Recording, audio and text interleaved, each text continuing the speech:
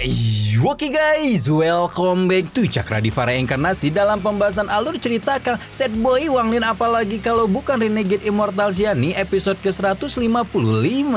Seperti biasa kita review dulu pembahasan alur cerita episode sebelumnya, di mana Wanglin berhasil memasuki lantai ke-9 Papilion dan dia menemukan lukisan misterius berisi teknik abadi Hufeng atau mantra pemanggil angin yang ternyata merupakan warisan kaisar alam abadi Betir Baifan. Setelah keluar dari Papilion, 3 penjaga klan kuno langsung menyerangnya demi merebut teknik tersebut. Meski pada akhirnya upaya perebutan itu gagal dan ketiganya langsung dibuat pindah alam. Karena Hufeng adalah segel inti Papilion harta, Wanglin pun bisa mengendalikan serta mengecilkan seluruh Papilion untuk dibawa pergi sebelum kemudian meninggalkan wilayah tersebut bersama dengan Li Yuan. Di sisi lain, formasi penyembuhan kuno yang sebelumnya pernah hampir menjebak mereka berdua kembali berfluktuasi, menyerap esensi darah dan jiwa para ahli yang berada di alam abadi Guntur dan akan berujung pada kebangkitan seorang peri abadi. Gimana cerita selanjutnya? Langsung aja kita terobos.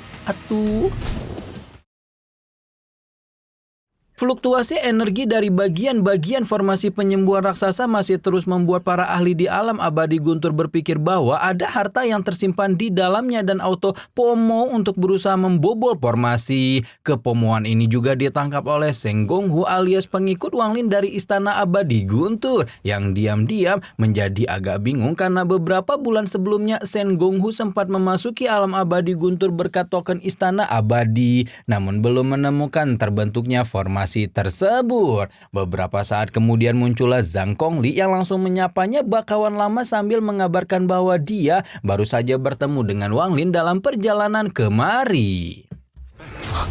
Seng Gonghu mau tidak mau langsung merasa antusias ketika mendengar nama tuannya disebut, apalagi setelah itu Zhang Kongli menyampaikan pesan Wanglin agar mereka berhati-hati. Peringatan Wanglin membuat Seng Gonghu semakin yakin kalau ada sesuatu yang aneh dengan formasi di hadapan mereka dan memutuskan untuk tidak ikut FOMO seperti ahli lain yang berlomba-lomba untuk membobolnya. Keanehan semakin padat ketika tiba-tiba saja formasi berhasil dihancurkan, di mana kecepatan penghancuran ini agak tidak masuk akal kalau memang formasi misterius itu menyembunyikan harta berharga di dalamnya. Dan benar saja, setelah formasi terbuka, Seng Gonghu dan Zhang Kongli baru saja hendak memeriksa lubang formasi ketika melihat banyak ahli yang sebelumnya masuk tengah lari tunggang langgang. Sayangnya, sekalipun berhasil keluar dari lubang, setiap orang yang sebelumnya masuk masih tidak berhasil selamat dari serangan ranah ekstrim, persis dengan apa yang sebelumnya Wanglin alami dengan Li Yuan. Bedanya, sosok yang diduga peri abadi yang ketika Wanglin membobol formasi masih tersegel di dalamnya, sekarang berhasil keluar dari dalam formasi dan dengan suara lantang mengabarkan kepada seluruh dunia bahwa dia telah kembali. Situasi menjadi sangat kacau ketika sosok peri abadi yang baru saja keluar itu melakukan perburuan tanpa henti dan terus melahap setiap ahli yang dia temui. Sementara itu Wanglin dan Li Yuan masih OTW ke gerbang alam abadi Guntur karena pemilik mutiara pembangkang surga itu memang ingin meninggalkan reruntuhan alam abadi ini secepat mungkin. Namun sebelum mereka berhasil mencapai gerbang alam abadi, Wanglin dan Li Yuan sama-sama dikejutkan oleh potongan tangan peri abadi yang menandakan bahwa seluruh bagian tubuh peri abadi itu memang sudah terlepas dari segel formasi kuno. Setiap potongan tubuh sedang memburu mangsanya sendiri, termasuk juga potongan tangan sekuat ahli ranah Queenie yang sekarang sedang menyerang Wanglin. Kekuatan sepotong tangan putus itu benar-benar mengerikan hingga Wanglin terpaksa menggunakan asal-usul mata 3 untuk memisahkan beberapa bagian dari potongan tangan. Setelah dikombinasikan dengan mantra berhenti dan Zimadouku, Wanglin berhasil mengambil alih beberapa bagian esensi darah potongan darah hingga membuat si peri abadi menjadi sangat marah. Potongan tangan peri abadi itu nyaris saja memburu Wanglin habis-habisan kalau tidak lebih dulu merasakan gelombang banyak ahli yang bergerak ke arah mereka dan memutuskan untuk menjadikan ahli-ahli tersebut sebagai bahan mukbangnya. Wanglin dan Li Yuan mengedarkan pandangan ke sekitar dan menemukan bahwa ada berbagai potongan tubuh yang terus memburu para ahli, di mana pemandangan ini sudah cukup menjelaskan kenapa mereka tidak melihat banyak cukup ahli selama perjalanan menuju gerbang alam abadi. Yang membuat Wanglin merasa lebih lebih khawatir adalah mengumpulkan ki darah melalui pembantaian biasanya dilakukan seseorang untuk menyusun kembali tubuhnya. Dan karena satu potongan saja tubuh sudah berada di ranah Queenie, maka kekuatan si peri abadi ketika seluruh tubuhnya menyatu sama sekali tidak dapat mereka bayangkan.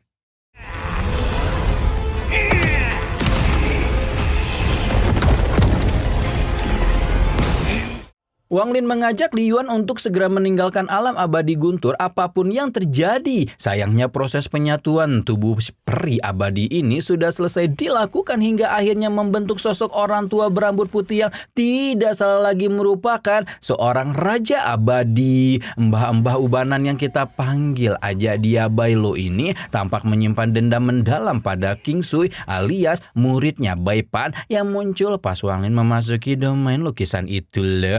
Masih ingat kan? Sepertinya Bai Lo ini disegel oleh King Sui ketika alam abadi masih ada dan tanpa didugong-dugong ternyata segel King Sui itu justru melindungi Bai Lo dari kehancuran alam abadi hingga akhirnya mendapat kesempatan untuk bangkit kembali di zaman ini.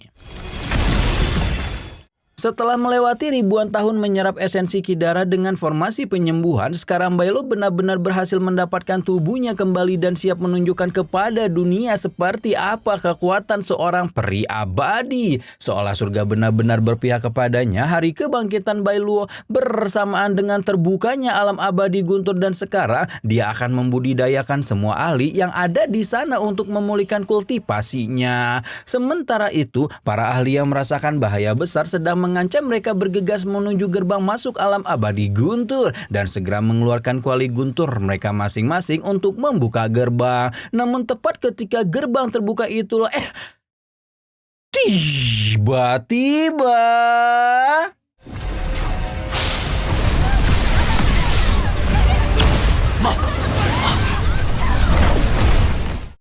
tiba-tiba saja kekuatan syarat dengan ki darah muncul dari atas gerbang dan membantai semua ahli yang baru saja hendak keluar untuk menyelamatkan nyawa masing-masing. Ya, ki darah itu tidak lain dan tidak bukan dilepaskan oleh Bai Lo yang menyatakan bahwa hari ini tidak ada satupun orang yang bisa melangkahkan kaki keluar dari alam abadi guntur. Teriakan panik dan suasana penuh teror segera menyelimuti alam abadi guntur ketika semua ahli menyadari bahwa orang tua ini memiliki kekuatan untuk menutup paksa gerbang alam abadi dan apabila gerbang itu benar-benar tertutup maka mereka akan menjadi kura-kura dalam toples yang hanya bisa dia menunggu kematian. Karena tidak mau hanya dia menunggu ajal, seorang ahli mengajak ahli-ahli lain untuk menyerah.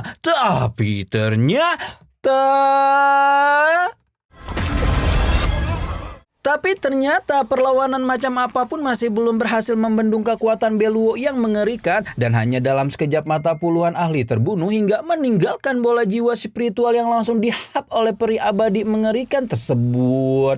Beluo cukup menikmati event mukbangnya meskipun harus diakui bahwa rasa ki dan jiwa primordial ahli zaman sekarang terasa jauh lebih hambar dibanding para ahli di era kuno abadi. Fenomena ini benar-benar membuat para ahli yang ada di alam abadi guntur berpikir bahwa hari ini akan menjadi akhir dari kehidupan mereka semua, sampai kemudian para perwakilan klan-klan besar seperti Jiang Kongli dan Tang Yanpeng mengajak semua orang untuk membentuk formasi bersama, di mana ajakan itu seolah menyalakan api semangat yang sebelumnya nyaris padam.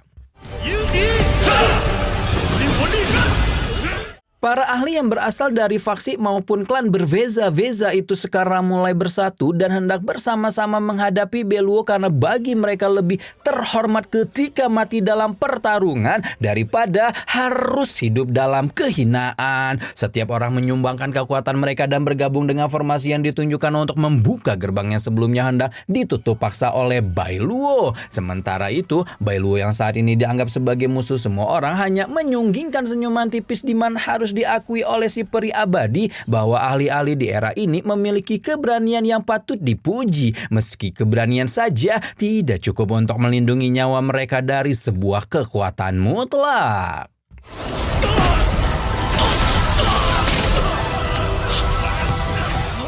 Seolah tidak peduli sama sekali dengan upaya pembentukan formasi yang sedang dilakukan oleh semua orang, Beluo tetap terbang ke sana kemari mencabut nyawa setiap orang yang dia lewati, seolah manusia itu tak lebih dari nyawa seekor semut yang tak berharga di matanya. Meski diteror penuh mencekam ketika melihat Beluo masih melanjutkan perburuannya, setiap ahli tetap fokus mengerahkan kekuatan mereka untuk membentuk formasi sampai kemudian sang peri abadi mulai mengincar anggota-anggota klan besar. Satu persatu anggota klan besar Lothian dihabisi, tidak terkecuali gadis muda klan Tang yang di 2 episode sebelumnya sempat datang ngelebrak Wang Lin bersama dengan Tang Yampe. Merasa tidak dapat terus berdiam diri menunggu giliran untuk dihabisi, Seng Gonghu pun menjadi orang pertama yang memutuskan untuk menyerang Beluo, di mana tebasan pedang gunturnya yang sebelumnya mendapat pencerahan berkat bantuan Wang Lin ternyata berhasil menarik perhatian si peri abadi. Melihat Seng Gonghu menyerang, Zhang Gongli pun tidak mau ketinggalan dan segera mengerahkan formasi klan untuk memanggil kuali kunci demi menekan si peri abadi. Sayang seribu sayang karena pertempuran yang terjadi di alam abadi pada masa lalu jelas jauh lebih mengerikan. Seluruh usaha luar biasa yang telah dikerahkan semua ahli itu hanya tampak seperti permainan anak-anak di mata Bailuo. Karena itulah seluruh serangan yang dibagi Bailuo terasa begitu lemah dan konyol itu dapat dihancurkan dengan satu kali ledakan kekuatan, dan sang peri abadi sekali lagi menekankan bahwa hari ini setiap orang yang ada di alam abadi guntur akan menjadi tumbal untuk kebangkitannya. Bailuo menggunakan teknik abadi bernama mantra wujud asli yang membuat tubuhnya mampu memproduksi avatar dalam jumlah banyak, di mana avatar itulah yang akan melanjutkan perburuan Kidara dengan lebih cepat sekaligus mengerikan. Langit alam abadi guntur sekali lagi dipenuhi dengan kabut merah yang dipenuhi keputusasaan, sementara Wang Lin masih menyembunyikan keberadaan dengan formasi larangan Li Yuan. Meski formasi itu jelas tidak akan berguna kalau Beluo berada di dekat mereka. Kondisi yang tidak kondusif ini membuat Li Yuan mengajak Wang Lin untuk bersembunyi di salah satu kediaman abadi lebih dulu, dan dia akan mengerahkan seluruh kemampuan untuk membentuk formasi demi melindungi diri dari Bailuo. Namun Wang Lin sama sekali tidak merasa bahwa bersembunyi adalah keputusan yang bijak, karena berada di alam abadi guntur saat ini sama saja dengan menyerahkan nyawa kepada sang peri abadi. Karena itulah Wang Lin mengungkapkan kepada Li Yuan bahwa dia memiliki teknik untuk menyatu dengan langit dan bumi. Selama keturunan terakhir klan Li itu percaya kepadanya, maka dia akan berusaha untuk membawa mereka berdua keluar dari alam abadi guntur itu. Li Yuan menganggukkan kepala penuh keyakinan dan berkata bahwa dia bersedia mengambil taruhan bersama Wang Lin.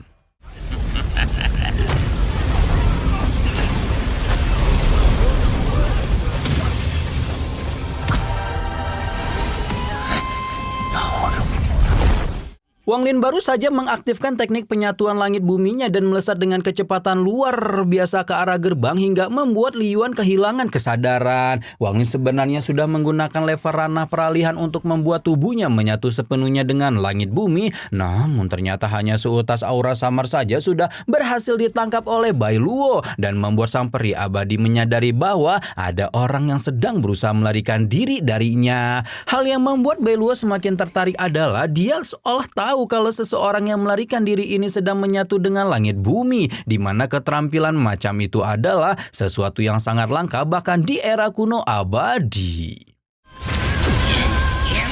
Karena itulah Bailuo segera menarik kembali seluruh kekuatan yang sebelumnya disebarkan untuk berburu Kidara dan menembakkannya lurus-lurus ke arah Wang Lin untuk mengungkap siapa sosok yang memiliki keterampilan mengerikan tersebut. Kekuatan Bailuo benar-benar mampu mengungkap wujud Wang Lin dan membuat Seng Gonghu mau tidak mau bersorak penuh kegembiraan menyadari bahwa tuannya telah bergabung dengan mereka. Sementara itu Wang Lin yang juga sudah mendugong kalau Bailuo akan menyadari keberadaannya segera mengeluarkan energi ekstrim yang sebelumnya dia sempurnakan dan meledakkan energi tersebut untuk membeli sedikit waktu agar mereka bisa keluar dari alam abadi guntur.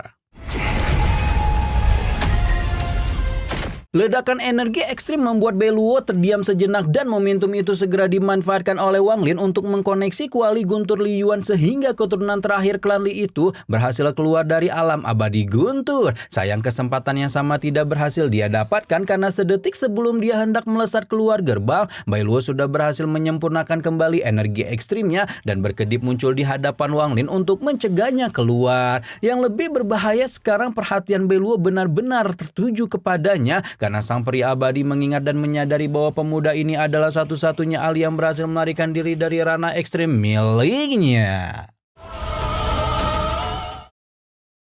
Edian, waduh, ternyata si peri abadi benar-benar bangkit nih guys. Mana bangun-bangun doi langsung ngebunuhin orang-orang. Terus kira-kira gimana nih cara Wang Lin untuk mengalahkan seorang peri abadi yang ranahnya jelas jauh melampaui mereka semua? Nantikan terus pembahasannya hanya di Cakra Diva ya, atau bisa tonton juga spoilernya di Ginosis ya. Rama di sini pamit, bye bye.